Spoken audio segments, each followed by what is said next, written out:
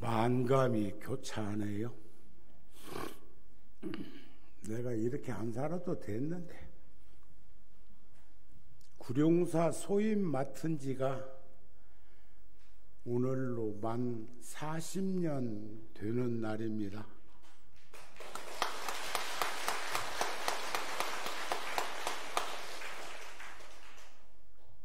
가유동 적산가옥 구룡사가 85년도에 이쪽으로 이전해서 2층 집 세워둬서 마당에 20평 천막법당 치고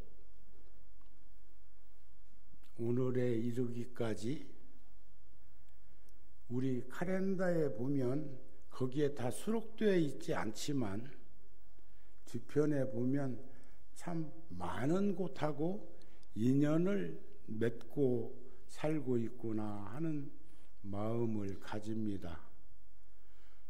저가 출가한 지는 금년이 60년 되었습니다. 그리고 17살 때 양산 통도사로 재입산하듯 선제동자가 다시 선지식을 찾아가듯 그런 마음으로 완행열차 타고 통도사까지 갈 수 있는 인연을 맺게 해 주셨던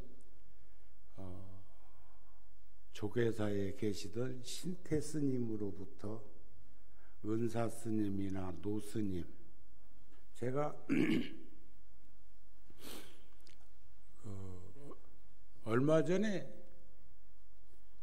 불교 텔레비전에서 개국 30년 기념으로 뜰 앞에 잣나무라는 프로에 나오게 되었는데 그때 제가 오래간만에 앨범을 이렇게 몇 권 꺼내서 보니까 월화노 스님 모시고 찍은 사진, 또 1990년도에 대만 불광선사의 성운대사가 구룡사에 오셨다가 함께 찍은 사진, 또 성운대사가 통도사에 오셨을 때 전 대중이 모시고 대웅전 설법전으로 가는 사진, 그런 사진들을 보니까 영원할 것 같았던 그 모습이 지금의 이 모습으로 변화되고, 부처님께서는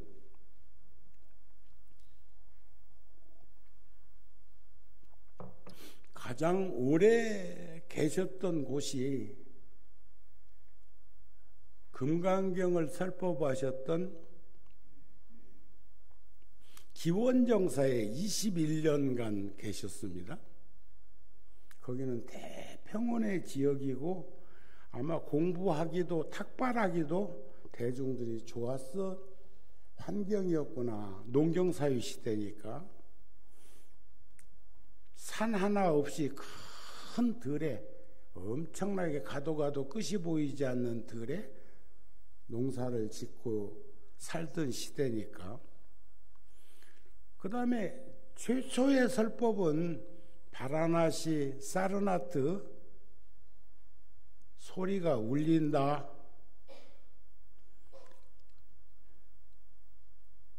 녹야원에서 아약교진녀 등 5명의 함께 공부했던 수행자들에게 사제 8정도 12연기를 설법하신 것이 최초 설법이지만 최초의 사원은 영축산 밑에, 통도사가 영축산이죠. 영축산 밑에 중림정사라고 하는 대밭숲 최초의 사원을 빈비사라 왕이 공양 올렸는데, 시주했는데, 보시했는데, 그곳에서 마지막 설법을 또 하시게 된 게 8년 동안 법화경을 설법하셨던 그런 일이죠. 부처님의 생애를 돌이켜보면 29세에 출가하셔서 정우는 15살 먹던 해에 출가했는데 6년 동안 수행고행 난행을 하셔서 정각을 이루시고 45년 동안 전법 활동을 하시다가 구시나가라에서 열반에 드시게 되었는데 정우의 인생을 돌이켜보면 출가한 지 20년 되던 해에 월화 노스님의 부촉을 받고 가유동 구룡사에 처음 5월 초 하룻날 음력 올라오는 그 능선에 산비탈이 있는데 한옥 보존지역인데 그때 오셨던 불자가 지금도 눈에 선해 5분, 5명 초하룻날 5분이 오셨는데 그 중에 한 노불자는 본래 고향이 부산인데 통도사 인연 연고로 구룡사에 이제 오신 거요.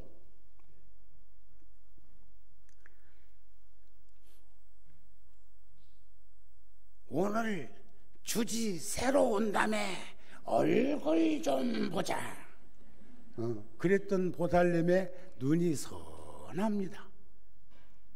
노보살님이 어머니 같은 인자한 그런 모습으로 앞에 살던 주지가 얼마나 마음에 안 들었으면 새로 오는 주지를 환영한다는 것이 얼굴 좀 보자 그랬을까.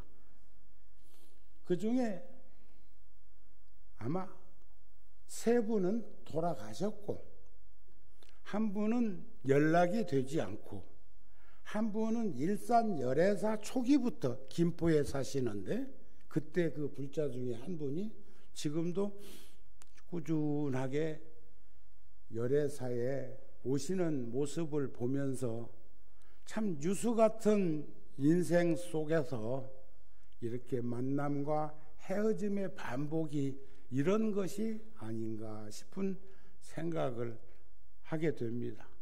오늘 또 합창단의 음성 공양 굉장히 좋았어요. 박수 한번 보내주세요. 벌써 합창단이 창립된 지가 30년이 넘으니까 지금 30년 내댕기는 분도 있어. 그러면서 어느 때는 그러더라고. 이제 나이 먹으니까 눈치 보여요. 눈치 볼 거 없어요. 장하시는 분들 보니까 인간 문화에 대는 연세가 많아야 되더라고요. 또 봉사자들 가운데 공양미, 꽃공양, 또 그 다음에 또 뭐 다양하게 나물 같은 거, 초 같은 거 이렇게 거기에 봉사하는 불자들 지금도 법문도 못 듣고 후원해서 여러분들 점심 공양 준비하시는 불자들 또 그런가 하면 반야센터에서 늘 한결같은 마음으로 계시는 불자들 부처님 전에 꽃공양 4월 초파일 때도 탁자에 꽃이 가득 찼는데 오늘 또 꽃이 늘어난 거 보니까 장미는 한 100송이 정도 되는 것 같은데 그건 부처님을 빌려서 정우 스님한테 축하해 준 것 아닌가 싶고 내 방에도 구룡사 불사 40년이라고만 하면 되는데 예의를 갖춘다고 40주년이라고 써놨던데 그래가지고 지금 꽃이 한 바구니 와 있어요. 그 거사님 내외는 4월 초파일이면 현직에 계실 때도 늘 여러 해 동안 검찰청의 검사장이셨는데 내 화장실 청소만 하시는 분이 계신데 또 잊어버리지 않고 이렇게 꽃을 보내준 걸 보면 여러분들도 오늘 뭔 날인가 아시죠? 저기 케이크도 있네. 저기 또 그런가 하면 불교대학 굴자들이 십시일반 모아가지고 저쪽에 제 눈에는 딱 쓰기 졸만한 타올을 500개를 만들었는데 500개나 부족할 걸로 봅니다. 지금 여기도 지금 앉아있는 숫자가 500명 넘지 않아요 지금. 웃는 폼새가 현재의 모습이요.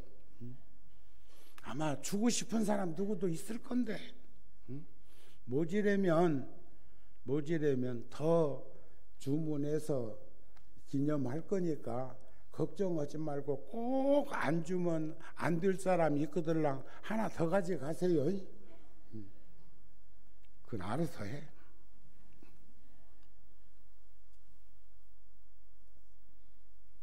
그런데 정우 스님 인생을 부처님 인생에다 견줄 수는 없지만 15살에 출가해서 20년쯤 되었을 때 구룡사 소임을 맡고 구룡사 소임을 맡은 후 40년이 되었는데 그 중에는 총무원의 불교방송에 또는 통도사 주지소임 이렇게 다양하게 움직이면서 소임을 보기는 했어도 한 번도 구룡사를 떠난 적이 없습니다. 그런가 하면 40년 전에 서울에 왔어도 한 번도 통도사를 떠난 일이 없습니다. 그 경계를 얘기하는 것이 아니라 그 마음가짐을 얘기하는 것이 아닐까. 제가 살던 40년 넘게 통도사에 사용하던 방은 신개미가 나와서 이번에 싹 뜯고 새로 짓는다고 아주 좋은 방을 또 훨씬 더 방이 크고 잠자는 방은 그 뒤에 따로 있고 세면장도 있고 그런 방을 배정받아 가지고 며칠 전에 가서 하룻밤 자고 왔습니다.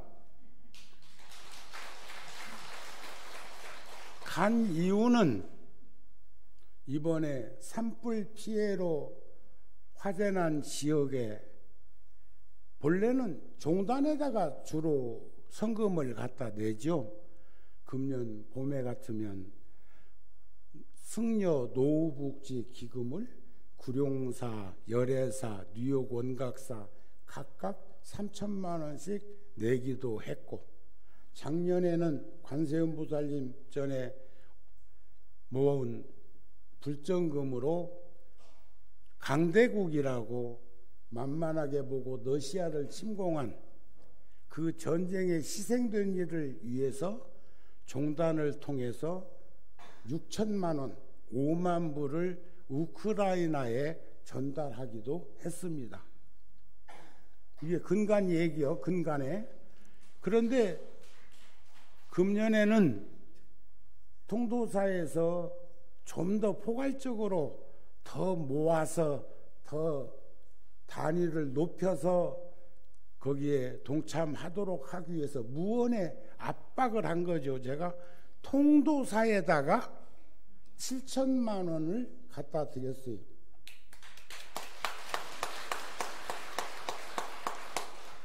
그리고 미얀마 지진난 지역에 3천만 원을 통도사에다가 갖다 드렸어. 더 보태라는 거 아닐까? 더 보태라고는. 그건 수천 명이 희생됐어요. 그런 일이 앞으로 재난은 과거에도 수없이 일어났지만 앞으로도 계속 반복돼서 그런 일들이 일어날 거라고 하니까 불교가 담당해서 그 현장에 갈 수는 없어도 이렇게라도 뭔가 좀 하고 살면 좋겠다. 그리고 제가 비밀로 붙이려고 했다가 오늘 여러분들한테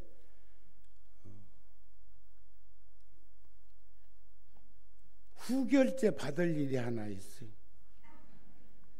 앞에 것은 그렇게 하기로 했던 건데, 지금 얘기할 필리핀 6.25 때 아시아에서는 필리핀과 타이완, 태국에서만 6.25에 참전했습니다.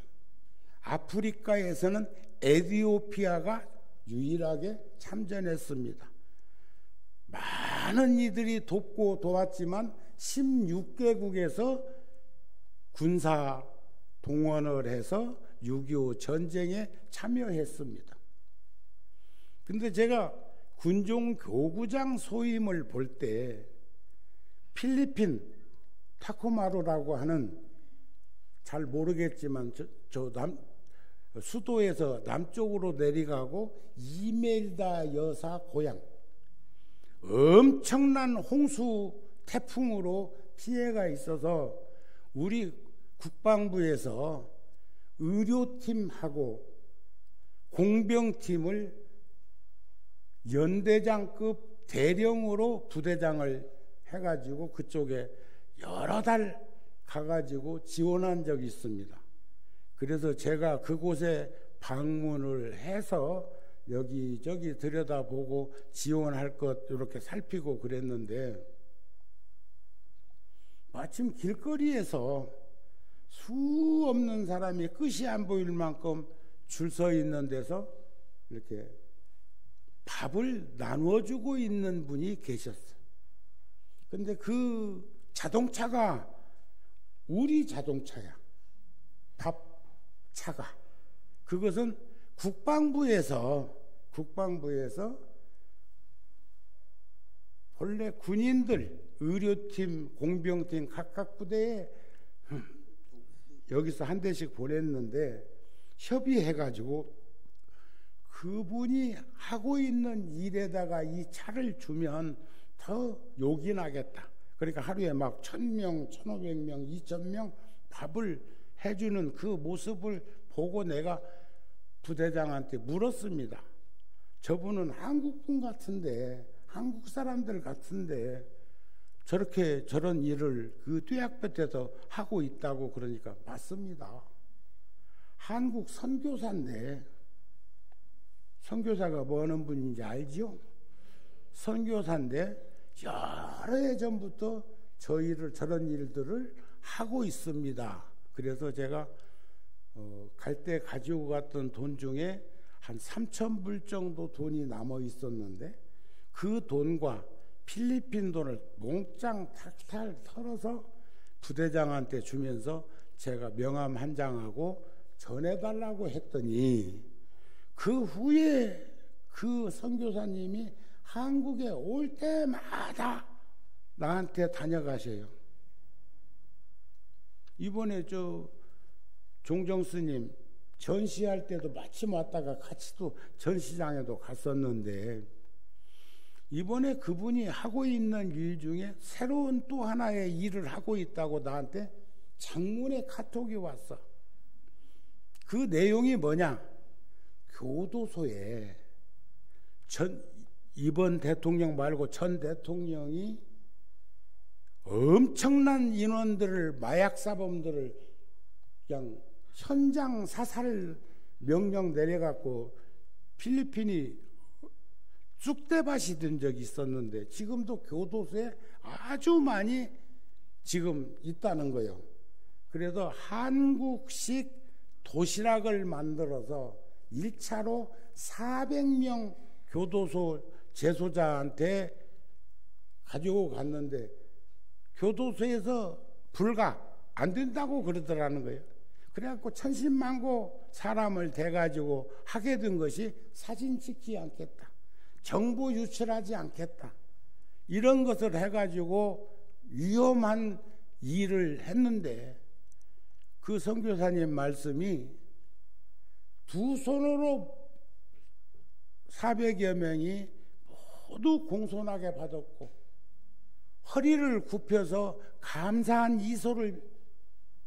인사를 했고, 그 도시락을 받으러서 되돌아서기 전에 눈을 마주치는데 미소를 머금었다. 이건 감격스러운 일이다.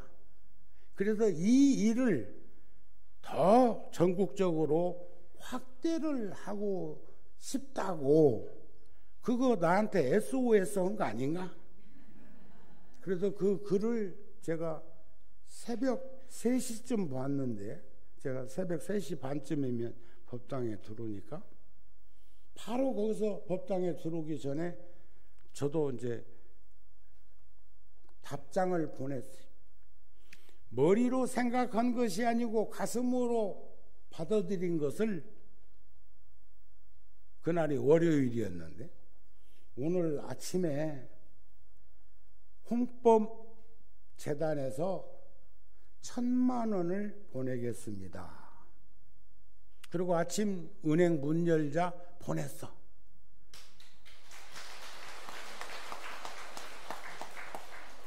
주지 않지도 말 않고. 그런데 바로 그걸 보고 계속 은행에다가 톡톡톡 얼마나 절실하고 이 간절하면 계속 쳐봤으면 금방 은행에 돈 넣고 돌아서기 바쁘게 카톡이 다시 와서 스님 감격 해가지고 응? 그 돈 들어왔다고. 얼마나 절실했으면 그 1,000만 원 들어오는 것을 그렇게도 은행 앞에서 서 있다가 보는 것처럼 했을까? 세상이 좋아지기는 했지만 그래서 그 재원을 교도소에 갈 때 한국식 도시락을 가지고 가서 나눠주고 싶은 그것을 하겠다고 하더라 그 말이야. 그런데 그분이 실질적으로는 목사님이다. 목사님. 러시아에서 선교 활동하다가 필리핀으로 몇 년 전에 오셨다고 하고 그 몇 년 전에 제가 거기서 만났던 그런 인연인데 한번 생각해 보세요. 목사님한테 스님이 기독교한테 불교가 뭘 보냈다고? 난 그렇게 생각 안 해. 누군가 어렵고 힘든 일을 하고 있을 때 우리 그동안 그렇게 살아왔잖아요. 하고 있을 때 내가라도 나서서 해야 될 일을 그분이 하고 있다면 그분이 하는데 조금이라도 도움이 될 수 있도록 언덕배기에 끌고 가는 그 리어커를 뒤에서 살포시 밀어줄 수만 있다면 내리막길을 가고 있을 때 뒤에서 살포시 잡아만 줄 수 있어도 그분들에게는 큰 힘이 되고 용기가 되고 감사한 마음을 가지게 되지 않겠느냐. 난 감사하라고 그렇게 한 건 아니요. 우리 불교가 해야 할 일을 그분이 하고 있으니까 거기에 수의 동참했을 뿐이다. 그것도 어떤 돈으로? 여러분들이 동참했던 그 홍법문화재단에 있는 보시금을 그렇게 했다 그런 말이요. 잘했지요?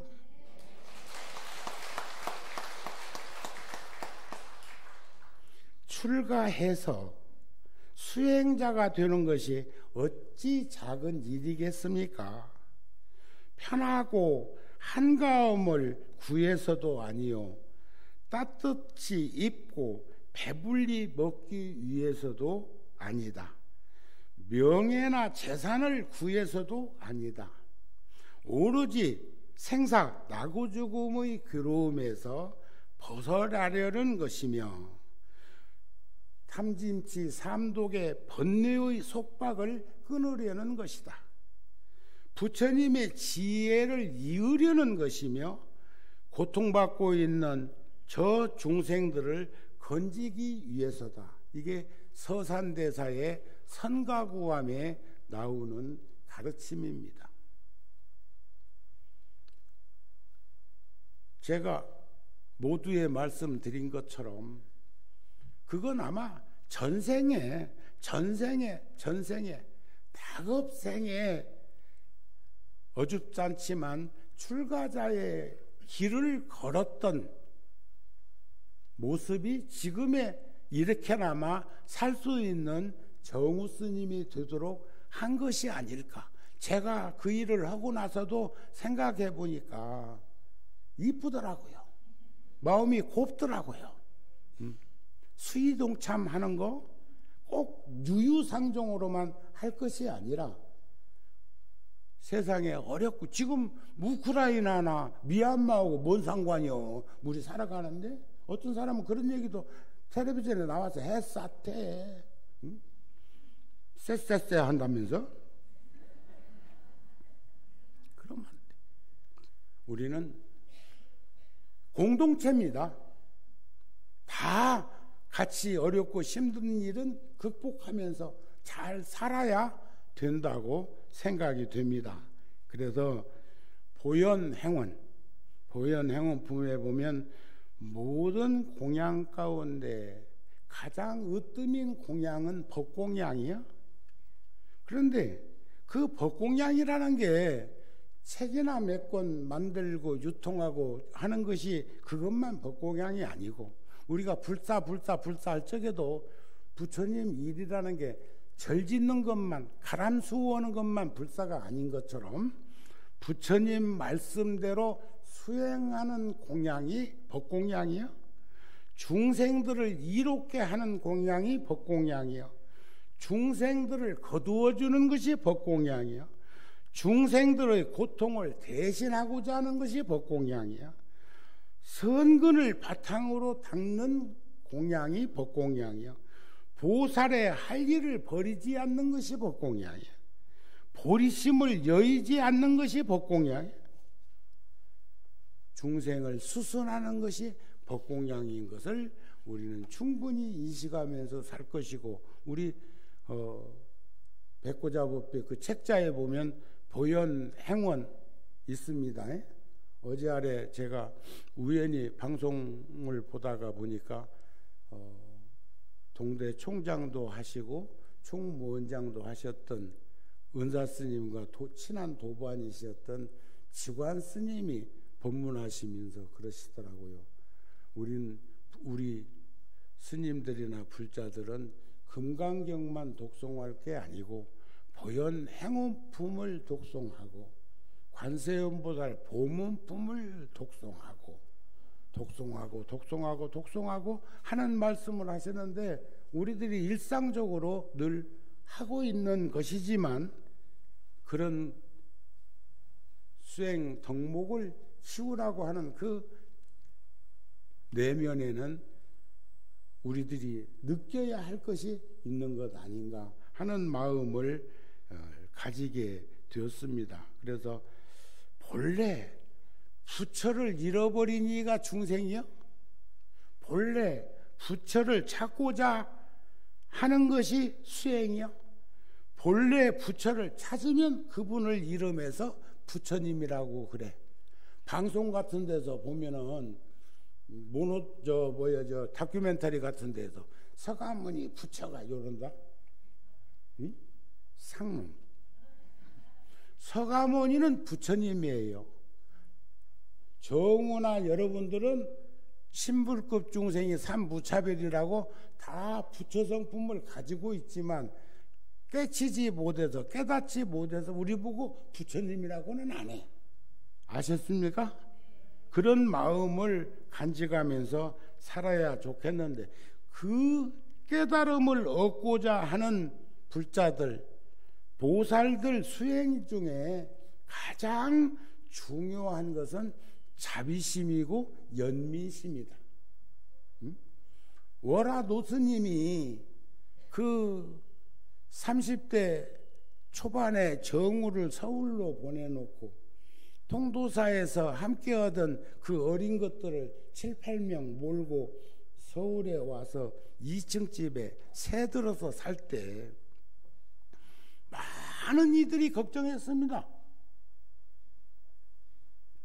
구룡사 지을 때 돈도 한 푼 없는 게 저렇게 크게 벌려놓고 그 건축비 못 주면 이제 땅까지 날려간다고 어른 스님들한테 해가지고 월화도 스님이 절 다 지어놓고 만부처님 저만식 끝난 날 처음으로 이쪽 지금 주지실로 쓰고 있는 그 방에 노스님이 오시면 쓰셨는데, 그때 내가 주지였으니까 저는 이쪽에 있는 노스님이 혼자서 제 방으로 넘어오셔가지고 노스님이 그러셔요.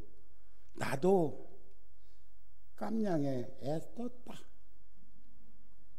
그 수없이 언제나 노스님이 혼자서 그 2층 집 세어들어 살 적에도 한겨울에도 오셔서 한 일주일씩 계시다 가셨어요.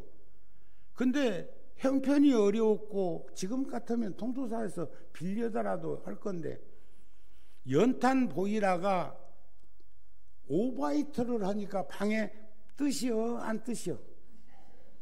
오바이트 하면 연탄 보일러 망칩니다. 그게 안으로 오바이트를 해야 따뜻한 기운이 들어갈 건데, 근데 젊은 나도 추웠는데 노스님이 그런 방에다가 난로 하나 피워드린 것 놓아두고 며칠씩 계신 것은 우리를 지켜보시느라고 그런 거 아닐까. 그게 어른의 연민심입니다. 또 그런가 하면 벽안 노스님 같으신 분은 그분만 그런 거 아니에요. 은사스님의 동년배, 지금 우리 은사스님이 생존해 계시다면 96세예요. 우리 모친은 100살도 되는데, 예? 건강하셨으면 지금도 생존해 계실 뿐이요. 그런데 열반하신 지가 40년이 넘었잖아요. 49이 세상 떠났으니까. 각성이가 49에 떠났듯이. 그런 환경 속에서 저도 이상은 높고 꿈은 크고, 꿈을 먹고 사는 게 청춘이라고 안 그래요? 그래서 꿈이 있어가지고 제가 통도사에서 76년도에 또 나와가지고 서울에 와가지고 지낼 일이 좀 있어가지고 왔을 때 벽안 노스님이 답장을 보내주신 거 내가 들려드린 적이 있어. 정우를 보내고 궁금하던 차, 편지 받아보고 반겨하였다. 공부를 하기 위한 것이니 착실히 공부하고 돌아와서 통도를 위하고 불교를 위해서 크게 활약하고 훌륭한 승려가 되어라. 우리 불교는 이 시대에 부응하지 못하고 있다. 젊은 세대는 반성해서 구습을 타파하여라. 76년 10월 12일 노승 벽안 답석. 이게 바로 연민심으로 제자들을 살피고 다독거렸던 그런 모습이 아닐까. 우리들도 그러한 마음가짐을 이어서 가야 되는데 부끄럽게도 이 시대에 와서는 그런 것들이 자꾸 소멸되고 있는 것이 아닐까. 그래서 일체 중생을 제도하기 위해서 보리심을 일으킨 것이지 나의 안락을 위해서 유없는 도를 구하려고 보리심을 일으킨 것이 아니라는 것이 부처님의 지론이셨습니다. 아셨죠? 우리도 그럽시다. 그래, 남은 인생, 아이고 정우가 여기 온 지가 40년 됐다네.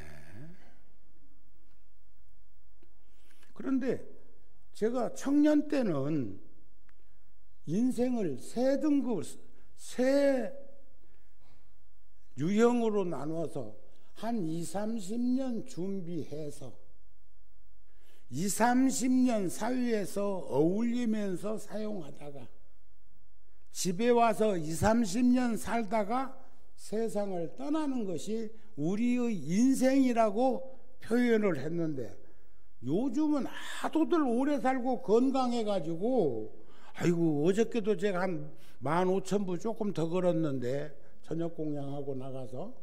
더 걸었는데, 한 80은 되어 보이는 분이 내가 여의천으로 해서 저 내곡동 쪽으로 가고 있을 때 뛰어내려왔는데 다시 나도 반환점을 돌아가지고 다시 양재천 쪽으로 꽃시장 쪽으로 오고 있는데 그때도 뛰어오고 있더라고요. 나 보라고 일부러 그러나. 근데 아무리 봐도 얼굴은 80 넘어 보이는데 몸뚱아리는 청년처럼 느껴졌어.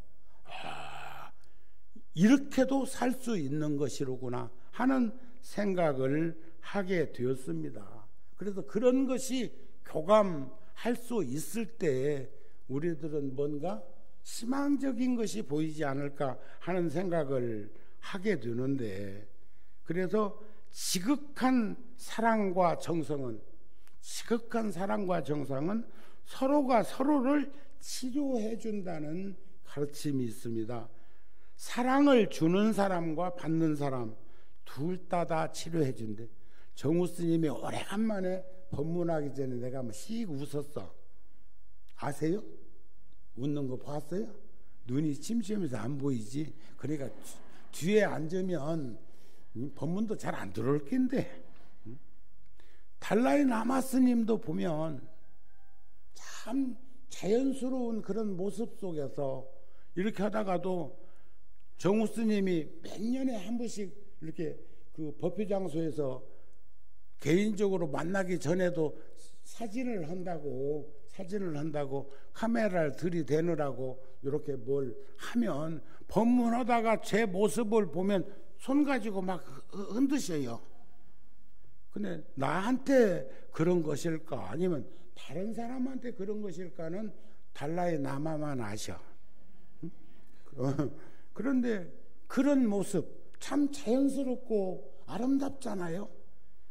자, 한 가슴에 난 상처를 치료해 줄 수가 있다면 난 헛된 세상을 산 것이 아니라는 거죠. 제가 이번에 그 총무원에다가 총무부장이 성화 스님인데 거기다 갖다 주면 더 생색도 날 건데 그렇게 큰 돈을 통도사에다 갖다 준 연유 아직까지 통도사 게시판에도 안 떴어. 사진시작자가 오길래 아이고 그럴 거 없다고 했다고 해서 통도사 인터넷이나 유튜브에 안 떠. 그건 바보들이요. 응? 알려야 다른 사찰에서도 쫄밋쫄밋 하던 그 마음을 용기 내가지고 할 거 아니요? 통도사가 100군데가 넘는 사찰이 통도사에 속해 있는데. 응? 그렇지 않습니까? 그러니까 이런 거요. 지금 정우 스님이 이번에 한 그 일은 자발적으로 한 거예요. 스스로 발심해서 한 거예요. 또 그런가 하면 상대가 필요로 하기 때문에 할 수밖에 없는 일이 지금 산불이 난 것이 그렇고 지진 난 것이 그렇고 전쟁이 그렇고 그런 거 아니에요? 또 그런가 하면 요런 말을 싹 다물고 있어도 되는데 어째서 정우 스님은 자랑하듯이 할까? 일깨워주기 위해서. 부처님이 그러셨어요. 제일 첫 번째는 자발적으로 하는 일이요. 보시나 시주나 공양이. 그러니까 정우 스님은 시주해라 보시해라 공양하라 소리 개인적으로 한 거 들어봤어 두고. 왜냐하면 정우 스님 성품이 그래. 정우 스님도 내일 아침에 마당도 쓸고 그 물도 길어다 수도가 아니니까 길어다가 항아리에다 부어드려야지 하고 이제 저녁에 다짐을 하고 잤어. 아침에 시계가 있나 뭐가 있나 그저 스피커에서 새마을 노래 나오면 6시야. 그러면 지금 일어나서 기지개를 피고 지금 마당도 쓸고 물도 길어다 줘야 되겠다고 하고 일어나려고 하는데 우리 지금 101살 되신 보살이 아무개야 자식도 많은데 왜 하필 나만 불러? 아무개야 안 일어나냐 하면 안 일어나 버렸어. 응? 그것을 지금도 여러분들한테 투영하고 있는 거야. 하고 싶어도 없으면 못하는데 마음 내려고 하는데 거기다가 굳이 그걸 하면 뭐 할 거냐 이거야. 지금까지 정우 스님이 40년 동안 불사하는 중에 한 번도 힘든 일이야 있었지. 하지만 한 번도 그 일이 중단되거나 궤도 수정해야 할 그런 시기는 없었습니다. 다 이루어졌어. 그리고 카렌더 한번 맨 뒷장 한번 들여다 보세요. 그거 말고도 여러 가지가 있는데 봉선사에도 절 하나 드리고 순천 송광사에도 거기 소속 스님이 절대로 그런 일 없을 거라고 그러더니 나중에는 주지를 통해 가지고 통도사 현문 스님을 통해 가지고 자꾸 입을 대고 진언을 하길래 주워버렸어. 중단에 승인 받아갖고 주워버렸어. 또 속리산 법주사 문당제 쪽에 3,200병 사사지 좋은 터가 있었는데 어떻게 생각해 보니까 내가 법주사 도량 안에까지 통도사 절을 가지고 있었어야 되겠냐 해서 자발적으로 종단에 승인 받아야 되니까 승인 받아서 허가 받아서 속리산 법주사에다가 3,200병을 아무 조건 없이 드렸어. 그런 일도 여러 개가 있어. 여러분 아시겠습니까? 예? 우리 그런 마음으로 인생을 정립하면서 살았으면 좋겠다는 마음입니다. 끝으로 기도란 진정한 자신의 모습으로 돌아갈 수 있도록 내가 부드럽게 이끌어주는 과정이 바로 사랑하는 마음, 연민심, 아까 그 벽안 노스님, 월안 노스님의 행동하셨던 그 모습들을 바라보면서 지나온 40년 정우 스님이 사실은 너무 오래 살았어 여기서. 응? 아니 부처님은 기원정사에서 21년 계셨고 영축산에서 8년 계셨고 이런 식으로 이렇게 했는데 저도 여기저기 절이 많은데 왜 꼭 언제나 구룡사 와서 머리를 뉘울까? 잠자리는 왜 구룡사이어야 할까? 내가 아마 열애사 같은 절을 지어놓고 어렵고 힘든 시기에 그렇게 절을 잘 지어놓고 지금도 생각하면 아찔아찔한 것은 내가 열애사로 잠자리를 옮겼다면 구룡사 불자들은 정우 스님이 아방궁 지어서 일산으로 간 것으로 인식하고 여러분들은 더 많이 떠나지 않았을까? 그래도 오늘 지금 저기 계단으로 올라올 수 없는 분들이 지금 1층 회관에도 많이 지금 계시대요. 근데 제가 오늘 이제 끝으로 40년을 돌이켜 보면서 지금 인등실에 모셔져 있는 부처님이 가요동에서부터 모셨던 부처님이고 저 부처님께 기도해서 그 가피와 유실력으로 구룡사에서 그 많은 일을 했습니다. 저는 새벽 법당에 들어오기 전에 꼭 인등실에 가서 향을 사르고 그리고 삼배 올리고 다시 법당으로 내려와서 법당에서 칠정예 예불을 모시는 것이 생활화되어 있는데 그건 그동안에 부처님을 너무 뒷집 노인으로 취급했던 것이 아닐까 싶은 그런 마음이 들어서 그런 것처럼 여러분들께서도 슬픈 일이나 괴로운 일, 기쁜 일이나 즐거운 일, 또 평상시에 4층은 인등실은 엘리베이터도 올라간다? 거기는 계단으로 걸어 올라갈 것도 없어. 그 법당에 가서 부처님의 그 잔잔한 연민의 미소를 한 번씩 이렇게 보시고 내려오면 좋겠다 하는 말씀으로 40년을 회고해 봤습니다. 고맙습니다. 성불하세요.